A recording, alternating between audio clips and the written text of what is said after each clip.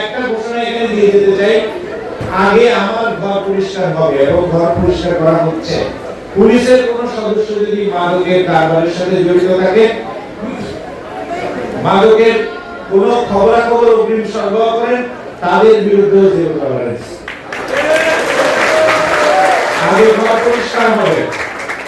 আমাদের মাননীয় প্রধানমন্ত্রী ইলেকশনের পরপরই ওনার ঘোষণা আপনারা শুনেছেন যে মাদকের বিরুদ্ধে জিরো টলারেন্স। কেন?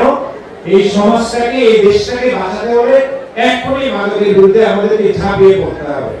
কারণ এই মাদক থেকে যদি আমরা মুক্ত না হতে পারি, তাহলে আমাদের ভবিষ্যৎটা অন্ধকার, আমাদের এই দেশের ভবিষ্যৎটা অন্ধকার। সুতরাং দেশের স্বার্থে, জাতির স্বার্থে আমাদেরকে এই মাদকের বিরুদ্ধে স্পষ্ট অবস্থান নিতে হবে এবং আমরা সেই স্পষ্ট অবস্থান ঘোষণা করছি।